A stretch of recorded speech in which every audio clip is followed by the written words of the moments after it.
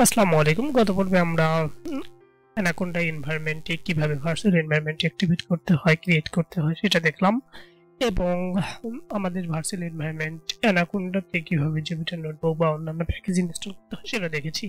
আজকের পর্বে মূলত পক্ষে আমরা একটু দেখব যে ভিএস কোডে কিভাবে আমরা আমাদের এনভায়রনমেন্টটা সেট আপ করতে পারি, অর্থাৎ যে ভার্চুয়াল এনভায়রনমেন্টটা ক্রিয়েট করলাম। তো চলুন শুরু করা যাক।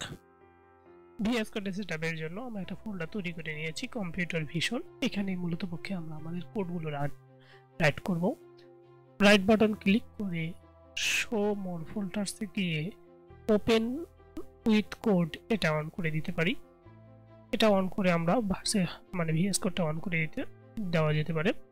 যদি আপনার এটা না আসে অর্থাৎ রাইট বাটন ক্লিক করে, তাহলে আপনি একটা কাজ করবেন, এখানে সার্চ দেবেন VSCODE, গিয়ে অন করবেন। তারপরে এখানে নতুন একটা উইন্ডো নেবেন। এই নতুন উইন্ডোতে আমি যে করেসপন্ডিং ফোল্ডারটা আছে সেই ফোল্ডারটা ওপেন করে নেবেন। ওপেন করলেও হবে বা না করলেও হবে, এবার আমরা একটু ওপেন করে নেই। মূলত ওকে এই ফোল্ডারে আমরা কাজ করব। তো এখানে ফোল্ডার স্ট্রাকচারটা খুব সুন্দরভাবে দেখা যাচ্ছে। এখানে আমরা আমাদের ভার্চুয়াল এনভায়রনমেন্ট যেটা তৈরি করেছিলাম, VNV AI বলেন বা EIVNV বলেন, সেটা অ্যাড করে নেব। অ্যাড করার জন্য আপনাকে মনে রাখতে হবে Ctrl+Shift+P। এখানে কার্সর রেখে Ctrl+Shift+P প্রেস করবেন। করলে এখানে স্লেট ইন্টারপ্রেটার দেখতে পাচ্ছেন, স্লেট ইন্টারপ্রেটারে যাবেন। তারপরে হচ্ছে এখানে যদি আপনার ভার্চুয়াল এনভায়রনমেন্ট এসে থাকে তাহলে এখান থেকে নিমেষে সিলেক্ট করে দিতে পারবেন।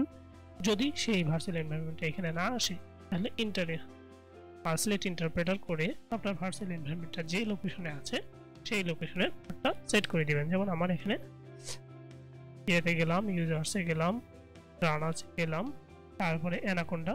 সাধারণত এখানে আপনার ইউজার্সের জায়গায় আপনার ইউজার নামটা থাকতে পারে। তারপরে এই যে ENVS, এখানে ভার্চুয়াল এনভায়রনমেন্ট রয়েছে, VNV AI, তারপরে পাইথন। এই যে আমাদের খুব সুন্দরভাবে ভার্চুয়াল এনভায়রনমেন্টটা এখানে অ্যাক্টিভেট হয়ে গেল। এখন আমরা এখানে কাজ করতে পারবো এবং কোড লিখতে পারবো। যেমন আমরা এখানে যদি কোড লিখতে চাই, first.py import OS print ওকে।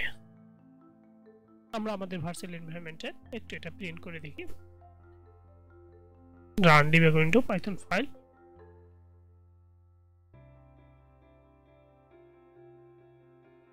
এখন এখানে দেখেন আমরা যে ভার্চুয়াল এনভায়রনমেন্টটা দিলাম, এটা দেখার উদ্দেশ্য হচ্ছে এটা যখন আমরা এখান থেকে রান করলাম, রান এন্ড ডিবাগিং করলাম, তখন এই যে এখানে আমাদের ভার্চুয়াল এনভায়রনমেন্টের পার্টটা দেখাচ্ছে। তাহলে আমার VS কোডে ভার্চুয়াল এনভায়রনমেন্টটা সেটআপ করা ডান।